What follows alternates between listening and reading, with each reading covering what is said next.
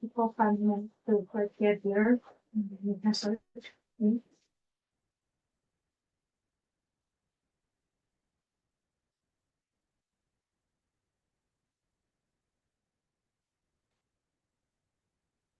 Or the sweetest, the right is not I would check us. Please try to see them. Relative aid. Which one? I looked at far as Which one? Okay. I just didn't. Something. So we can see them in the future. Okay.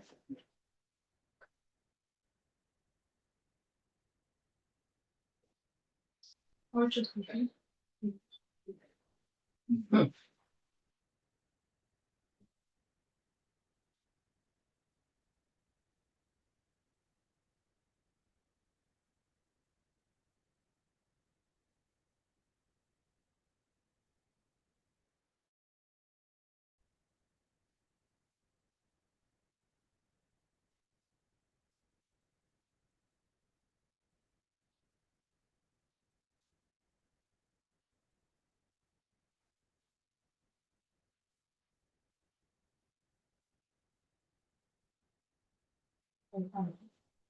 What's that?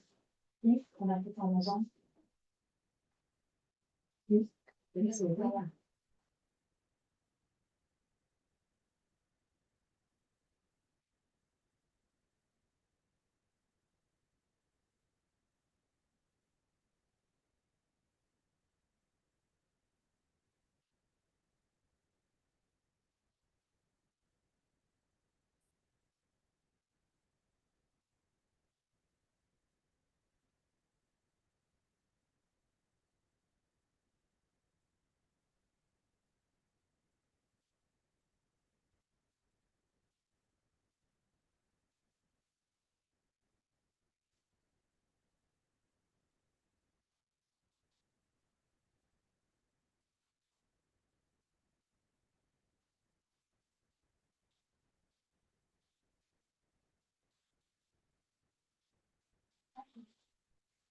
yes, fine.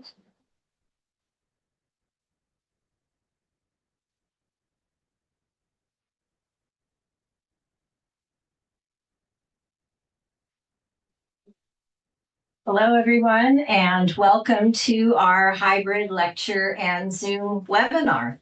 My name is Professor Ann Karagosian, and it is my privilege as the director of the UCLA Promise Armenian Institute to welcome you to a lecture entitled Outcasting Armenians, Tanzimat of the Provinces, which will be delivered by Professor Talin Suciyan, the Associate Professor of Turkish Studies at the Ludwig Maximilian University of Munich.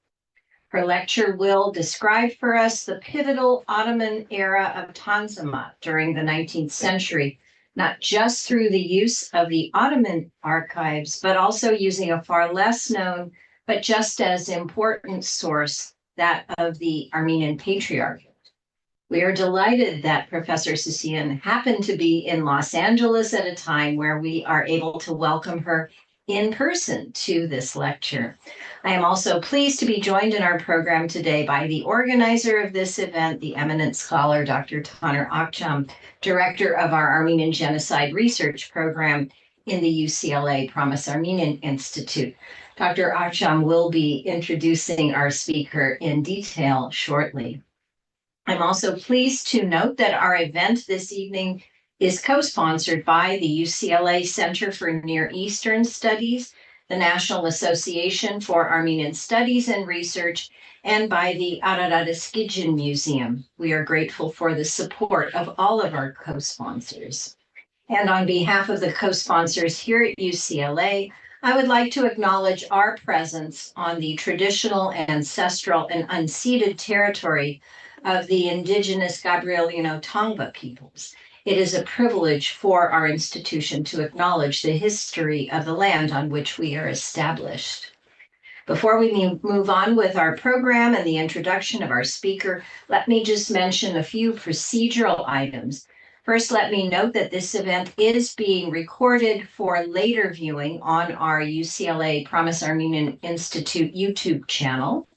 Second, for those of you watching via the Zoom webinar platform, if you have a question, we ask that you pose it by typing it in the Q&A window, clicking on the green button at the bottom of your Zoom window.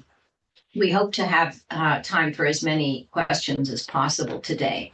And in the unlikely event that the Zoom stops or drops for any reason, please just connect right back to the same link that you started with, and you should be put back into our webinar session. And now it gives me great pleasure to introduce our inaugural director of our Promise Armenian Institute's Armenian Genocide Research Program, Dr. Taner Akçam. As most of you know, Dr. Akçam came to us at UCLA in the spring of 2022 and has energetically initiated a series of important conferences and lectures. He came to us from Clark University in Massachusetts, where for many years he was the Cilicia and Mugar Professor of Modern Armenian History and Genocide at the Strassler Center for Holocaust and Genocide Studies. And as most of you know, he is widely recognized as one of the first scholars of Turkish descent to write extensively on the Ottoman Turkish genocide of Armenians in the early 20th century, and is today one of the world's most prolific scholars currently pursuing research in this important field. So, Taner, I will now turn the event over to you.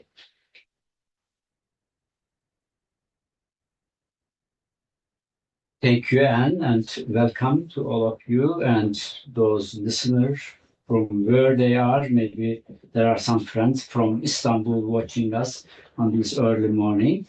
And it's a great pleasure for me to introduce Talin. How long we know each other, Talin? It's maybe it's a long time. So, Talin Suciyan, not Suciyan. This is an important distinction. I made this mistake several times.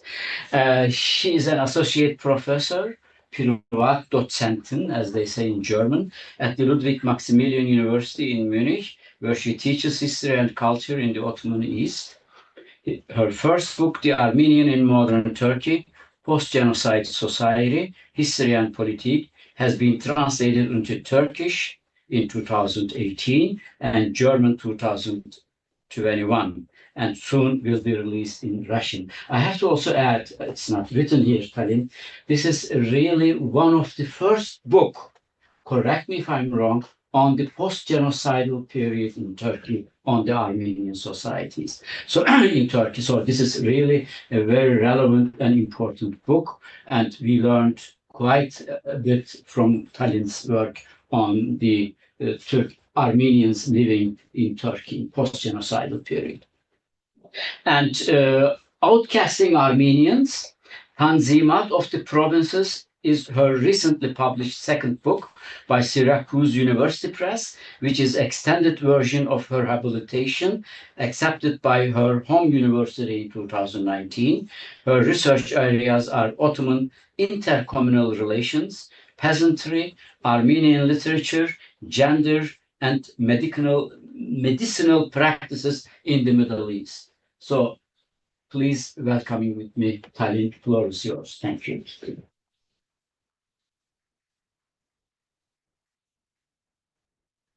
All right. I should be sharing my screen, right? Yes.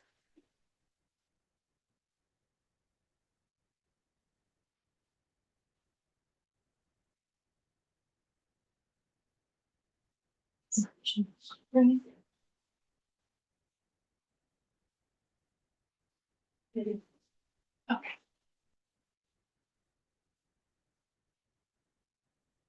Thank you very much, Professor Karagözyan, and thank you very much, Taner, for this introduction. It's an honor and privilege to present my second book, Outcasting Armenians, Tanzimat of the Provinces, at Promise Institute, UCLA. I also would like to extend my gratitude to the co-sponsors of the event, Nasser Center for Eastern and Near Eastern Studies at UCLA and Ararat Eskijian Museum. And thank you for coming here in person and those listeners online. The erasure of Armenians from their own history is probably the least understood and most subtle part of genocidal violence. However, to be entitled to have a history, or at least access to it, is something which has not been available for all Armenian survivors and their descendants. After almost 10 years of collecting, thinking, and reflecting upon the archival documents from the provinces of the Ottoman Empire, I came to understand why Armenians were deprived of their own history and how empowering it has been to reconnect with the Armenian life in the Ottoman provinces. The aim of today's lecture is to put Armenians of the provinces back in their historical geography and context, and to bring their voices into the here and now. In the summer of 2014, like many of my colleagues have done, I visited Nubar Library in Paris for the purpose of research. At that time, my first book, The Armenians in Modern Turkey, was yet to be published. I visited Nubar Library many times for the research I conducted for my first book, consulting its books, newspapers, and photography collections. That summer, I accidentally came across the Armenian Patriarchate's 19th century correspondence files. As the library's director, Boris Ajemian, showed them to me, explaining how they consisted of correspondences with the provinces, I was simply speechless. Standing there in front of the cupboard which holds these documents, I took the names of the villages, towns, and cities, which I later discovered totaled 240 different localities in all. I decided to first look into the files of small villages and towns, and then move on to larger administrative units, such as provincial centers like Sepastia, Sivas, Garin, Erzurum, and Amasya, and others. I collected documents from 35 to 40 different places across the present-day borders of Turkey. One exception is the inclusion of Crete, as Crete was and today remains under the jurisdiction of Armenian Patriarchate of Istanbul. After digitizing them in the summer of 2014, it took me 2 years to overcome my fear of reading them. In the fall of 2016, I finally started, in a new world, that of the Ottoman Armenian, started to open up in front of me. Here are some, this is Nubarian Library, where many of us conducted research. This is one of those very long collective petitions from Sepastia, Sivas, 1867. This is a personal petition, Arzuhal. The other was Arzumasa, and this is a personal petition written by a Greek person in 1868 in the prison of Giresun, addressing his petition to the prelate of Armenian prelacy in Trabzon. He was seeking justice. And he was seeking justice by writing this petition to the Armenian prelacy in Trabzon. So it means that there were various ways of seeking justice, and a Greek person sitting in the prison could think of approaching the Armenian prelate to find a solution to the injustices that he was claiming to have had. And this is from Crete. As I said, this Crete is one of the exception to my research area, because I, try to include villages and towns of today's Turkey, but Crete, as it is under the jurisdiction of our Armenian Patriarchate of Istanbul, I also looked into the files of Crete. And this is a document written by the Metropolitan of Crete, he was writing on behalf of the Armenian community of Crete, because apparently Armenians wrote repeatedly asking for a priest in Crete, and their petitions were not answered. So they approached the metropolitan in Heraklion, who was kind enough to contact the Patriarchate in Istanbul, and you have the Greek original and the Armenian translation to it. This is a collective petition from Akşehir, 1856 in Armeno-Turkish. This is one of the language forms that we have in the Patriarchate's archive, Armeno-Turkish meaning Turkish written in Armenian alphabet. And this is a case of abortion, incest, and adultery, all three in one document. Yeah, this was something, again, surprising, because we knew that Armenian administration had its own legal mechanisms, but we never knew how they were, functioning. And all of a sudden, I came across with this istintak, interrogation documents from Çarşamba. Çarşamba is a little place. Well, I mean, apparently it wasn't that little, but it is a town in Pontus region, Black Sea region, and several people were interrogated.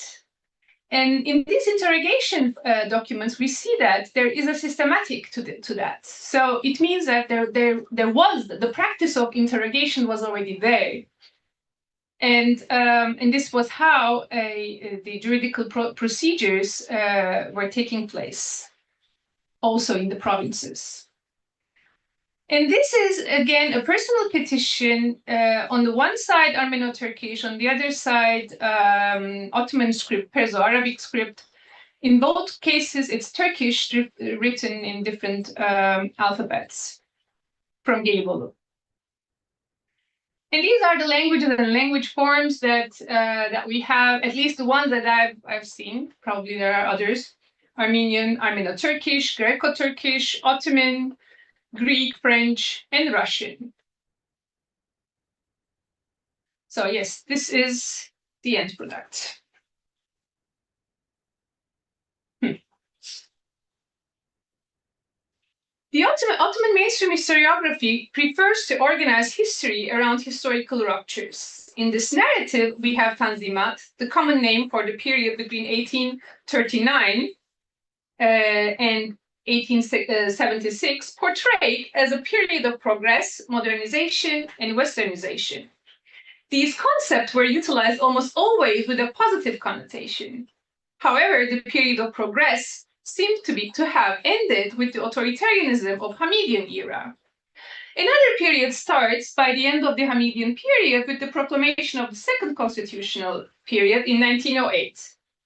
Tanzimat, with all its claims of equality, serves almost as an overarching bridge connecting Tanzimat to the Republic.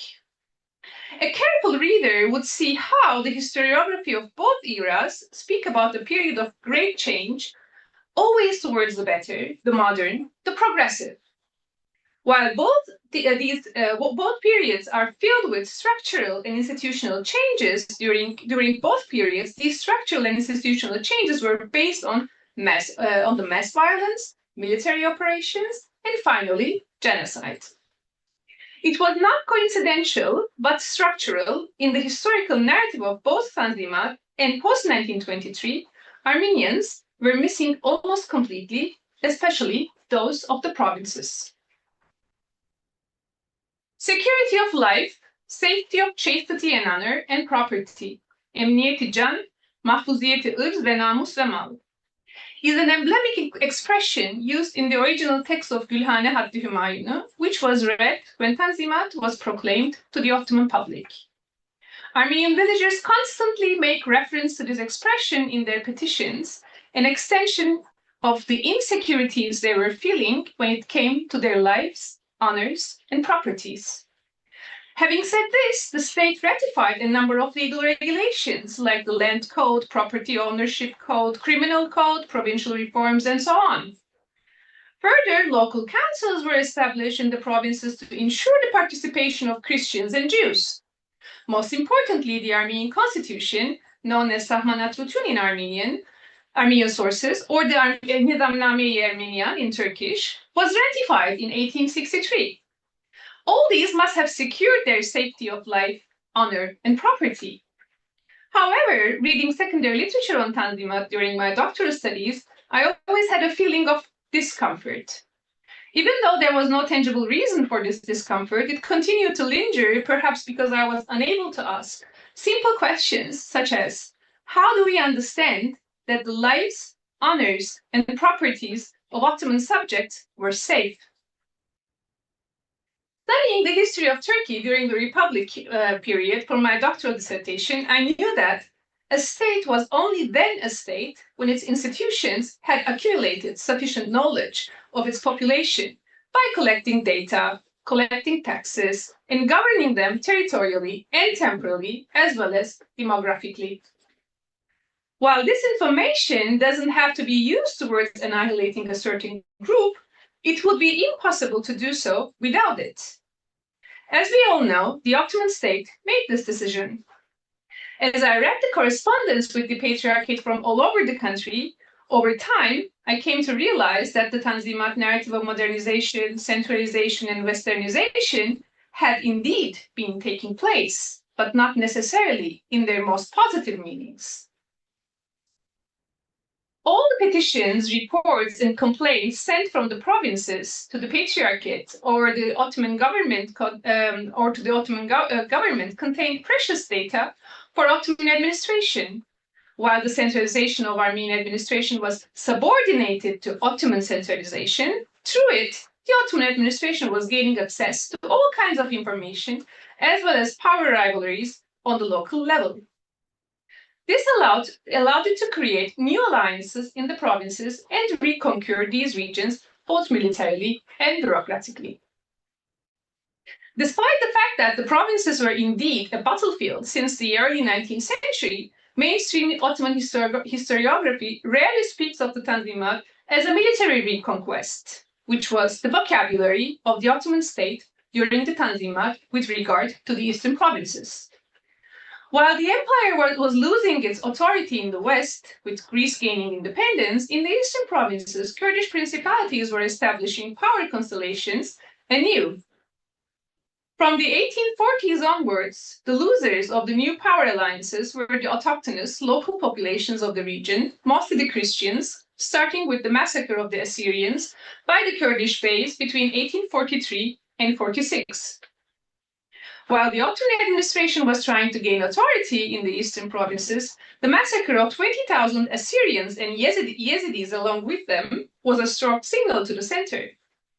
However, it was these same Kurdish beys who would be defeated next.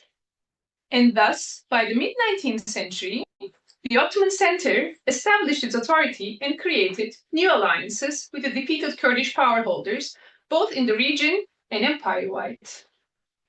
The first group to be affected by these new power alliances was the largest Christian population in the region, Armenians.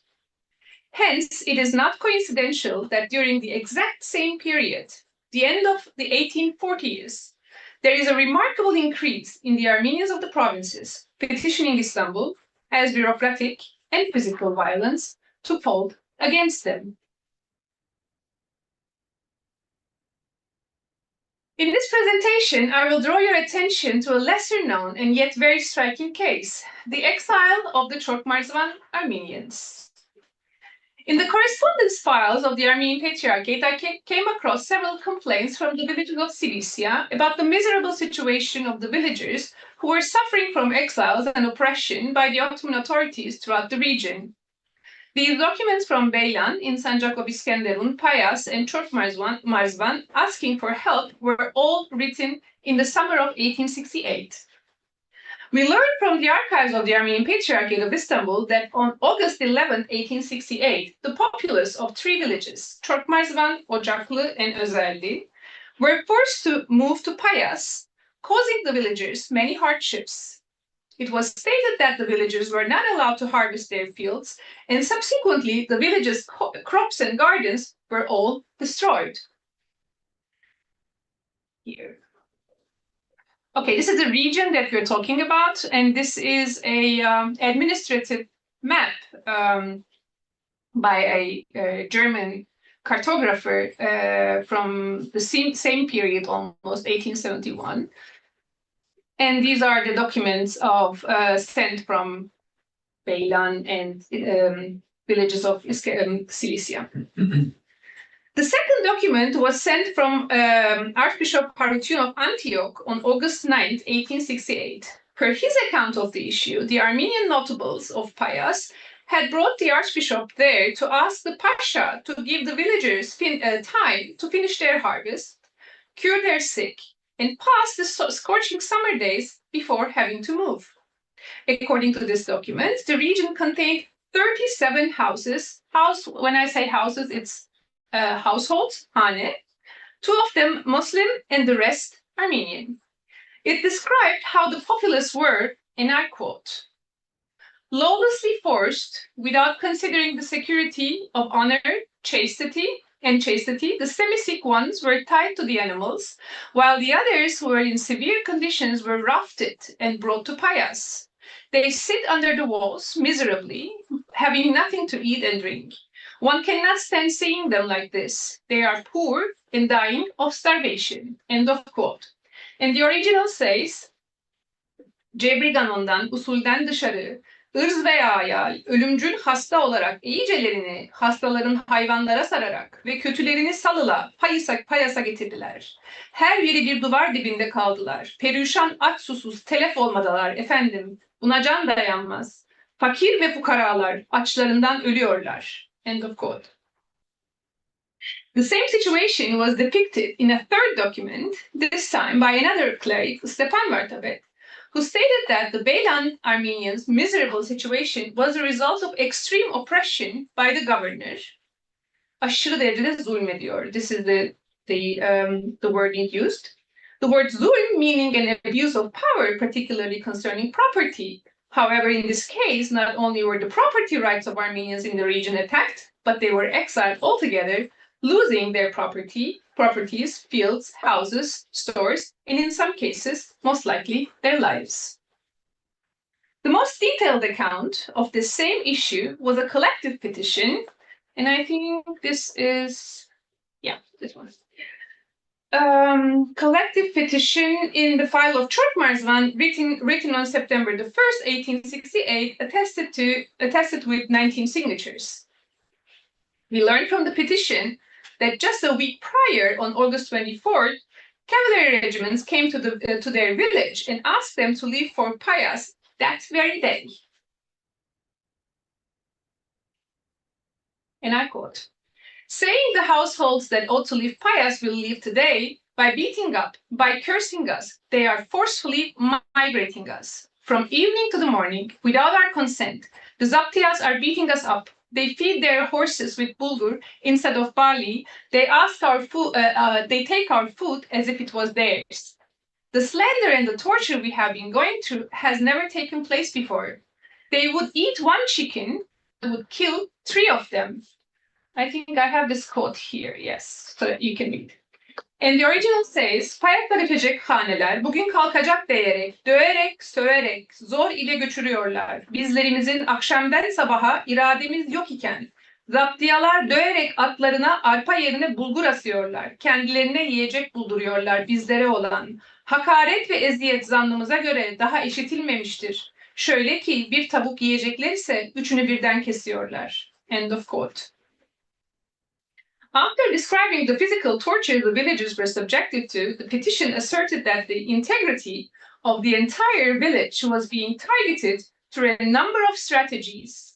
The officers forced a percentage of the villagers to move to Payas, while not allowing the artisans who remained behind to practice their crafts. This method of territorial governance denied the ability to earn an income to both those who were forced out of the village and those who remained. Thus, the plan was not merely transfer the Armenians to Pias, but to divide and resettle a part of each village there, undermining the existence of the Armenian villages as a whole. The forceful exile of these Armenian villagers in the mountains of Iskenderun, without any explanation or plausible reasoning, began in July 1868 and lasted until mid-September. The practices described in these documents attest to the temporal and territorial policies of Tanzimat that clearly targeted the Armenian villages, even though, from what it is visible in the documents, they contained no conflict, no unrest, or any objection to authority. In other words, the Ottoman administration intervened and disrupted provincial administration and life of Armenian villages that had not been the cause of any trouble. In addition, the Ottoman administration chose not to react dynamically in its temporal governance, but instead waited until issues grew severe. Armenians reported the situation repeatedly to the Patriarchate as well, apparently with no result. The exile took place through bullying and terrorizing the inhabitants, banning the harvest of their products, confiscating and abusing the villagers' provisions, threatening their lives and livelihoods, and finally dispersing the village. So, what was happening in Cilicia in summer of 1868? Ottoman diplomat Ahmet Cevdet sheds light on these disturbances in great detail in Tezakiri Cevdet.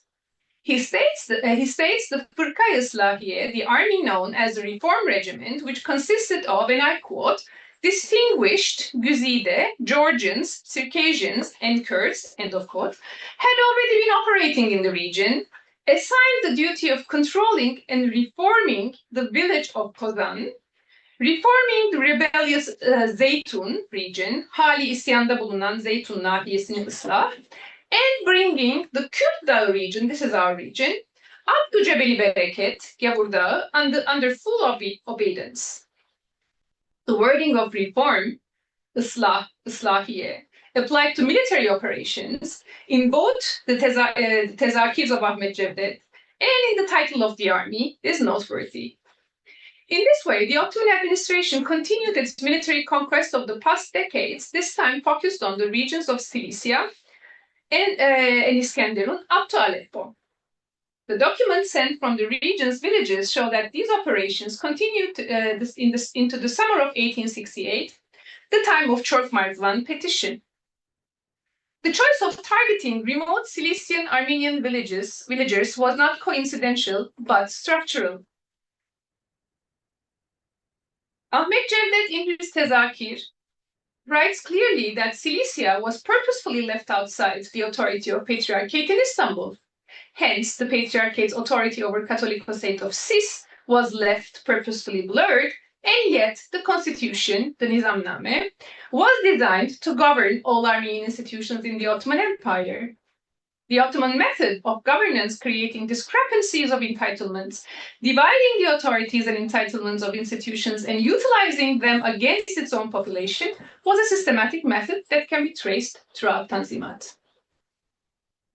What we have here is just a short time after Ottoman administration in the capital ratified the Armenian Nizamname or constitution, which is claimed to be a major milestone of reform in the mainstream historiography. The Ottoman army targeted the Armenian villages atop Iskenderun's mountains. We can trace from Ottoman archives that there were a number of orders requesting the exile of Armenians back and forth across the region until 1909. Hence, we can conclude that this process of demographic change by way of exile and attacks started at the height of Tanzimat and continued well into the 20th century. There were economic factors intertwined with the military conquest of Cilicia and Sancak of Iskenderun. The region's agricultural products and high capacity for exports made it very economically attractive. Cilicia, with all its economic assets, had a high Armenian population, and between 1832 and 1840 was ruled by Muhammad Ali's son Ibrahim Pasha, who rediscovered the region's economic importance. Later, Cilician cities and towns came under the control of Kurdish and Turkoman derebes, referred as the feudal lords. In 1864, the US Foreign Office launched a large-scale survey of the region, which determined that over the previous year, the land cultivated with cotton had doubled. The region already had the attention of foreign investors, and the complaints sent from these regions to the Patriarchate in the summer of 1868 must be read within this context. The Ottoman administration aimed to take full control of the region in line with Ibrahim Pasha's strategy of gaining the best economic asset possible and to subdue the local Kurdish and Turkoman power holders while getting the Armenians out of the way. This strategy was especially important in those areas where Armenians were historically autochthonous. The Armenian villages of Çorkmarzvan, Özerli, Ocaklı, and Belen were under the authority of Adana, but in the structural reorganization during Tanzimat, they were to be taken under the authority of Aleppo. Ahmet Cevdet confirms in his Tezakir that Adana, Kozan, and Payas were put under the jurisdiction of the Vilayet of Aleppo. More importantly, Ahmet Cevdet's work depicts military operations and administrative changes as integral parts of the reform. In his Tezakir, Ahmet Cevdet describes these process for the ratification of the Armenian Nizamname and the omission of the Cis Catholicos' entitlements from it. Hence, from Ahmet Cevdet's account, it can be assumed that the Ottoman administration was waiting to see how the situation developed in Cis and therefore kept silent on the entitlements of its Catholicosate within the Nizamname of the Armenian millet. Here again, waiting and keeping silent were tools for creating temporal and territorial methods of governance. By remaining silent on the entitlements of Catholicosate of Cis, the Ottoman administration reserved its priority and privilege to arbitrate power by creating power clashes between the Armenian power centers, namely between the Patriarchate in Constantinople and the Catholicosate of Cis. The correspondence of the Armenian Patriarchate chronicles the repercussions of military conquest against the Armenian villages of the region who had lived there for the past 500 years. The petitioners from Çorkmarzvan stated that the problem was their very existence, as there were hundreds of Christian houses in these villages, a situation the authorities did not want. Moreover, they pointed out that their drive to establish a school was also opposed. The teacher Garabet was severely beaten up and his head cracked open by someone named Beyazıt and his brother Molla Mehmet from Karakise village. Armenian villagers went to court and sued the perpetrators, but the court requested they bring 4 witnesses. Once 4 witnesses were found, it was argued that infidels, gavur, could not witness anything. Gavurun ispatı tutulmaz.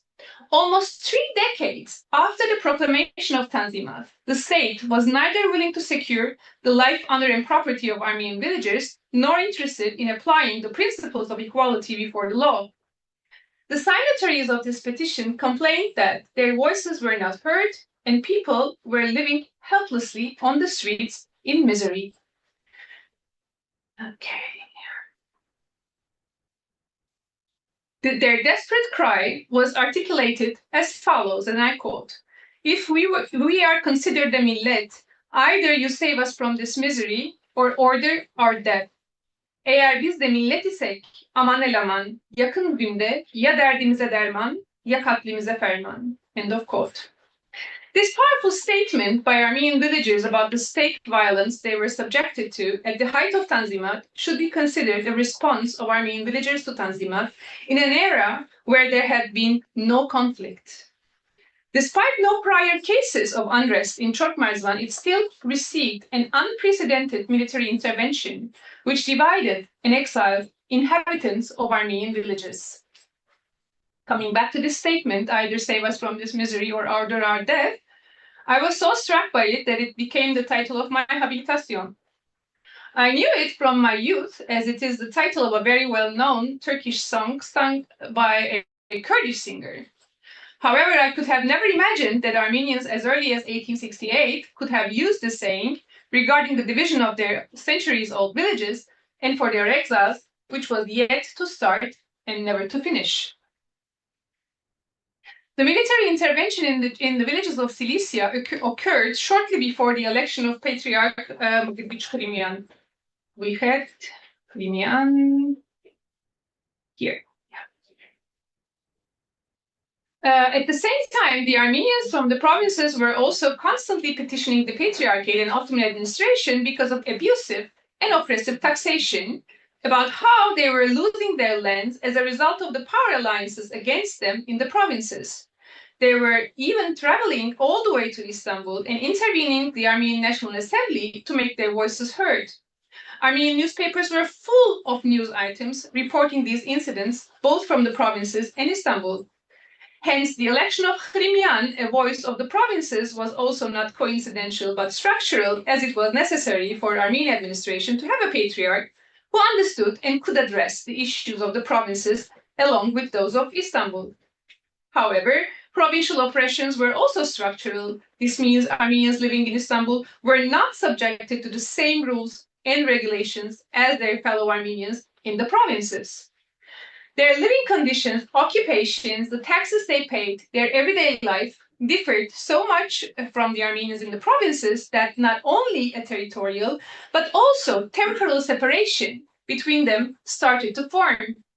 Yet again, this division was not coincidental, as the Ottoman center practiced a method of governance that radically separated experiences of Armenians in the provinces and in the capital, not only throughout the 19th century, but also in the 20th. Consider how, in 1915, apart from its intellectuals, the Armenians of Istanbul were not subjected to the complete exile of those in the provinces. Patriarch Khrimian, who was a cleric from the provinces, installed in the capital, probably identified what was happening and therefore suggested having a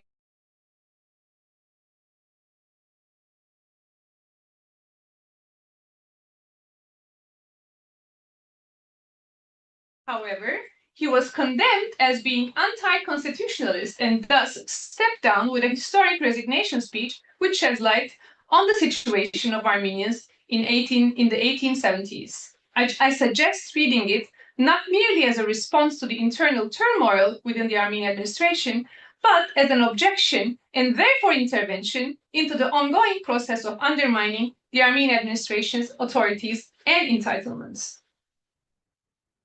The exile of Cilician Armenian villagers shows that Tanzimat actually meant for Armenians the opposite of what it claimed to bring, an insecurity of life, honor, and property. Land and the locals living on it were the core target of Tanzimat.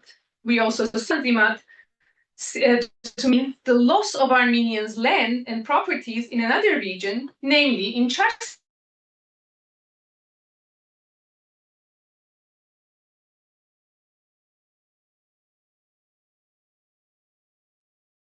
Complaints which only stopped in 1915. Through these petitions sent by Armenian peasants in the provinces, both to the Patriarchate and to the Ottoman administration, one can easily identify oppressive families, the names of beys and avars, who were oppressing Armenians at time. Following these families forward reveals that they also participated in the later Hamidian massacres, as well as 1915. In 1915. One of the most important promises of the Tanzimat state was a new juridical system. In order to provide the security of life, property, and honor, the state established a new set of courts called Nizamiye or Bidayet courts. Perri in Dersim had a Bidayet court.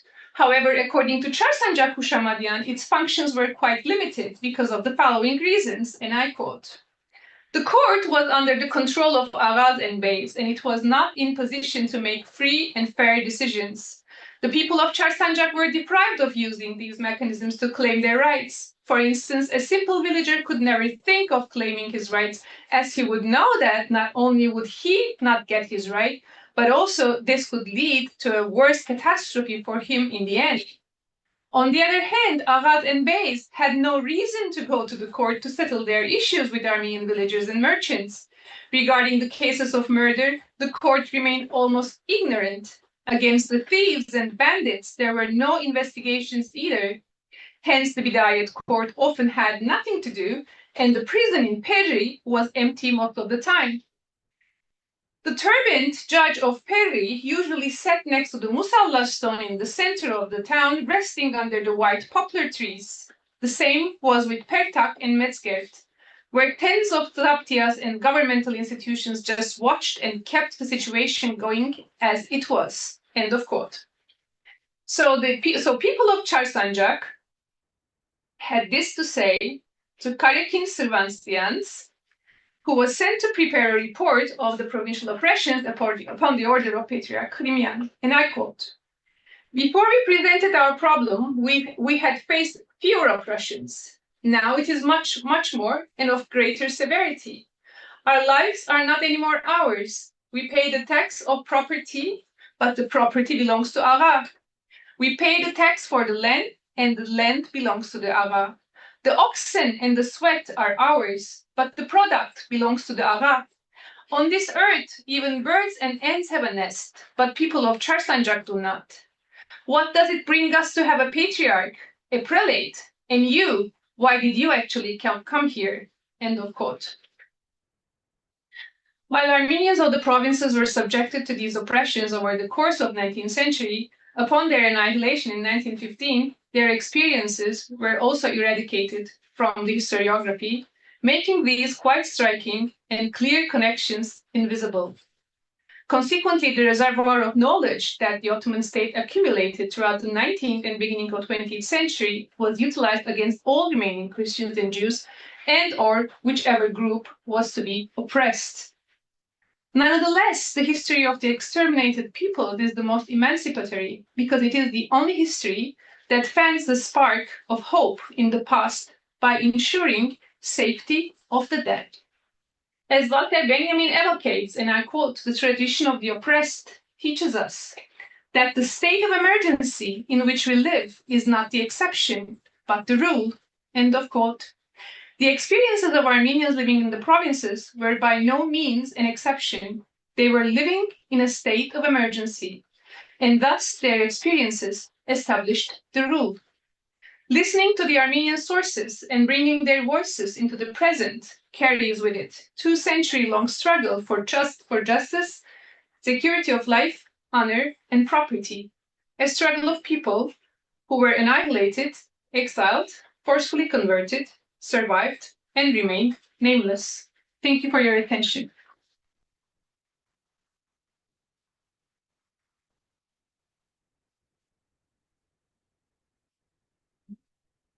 Floor is open for questions.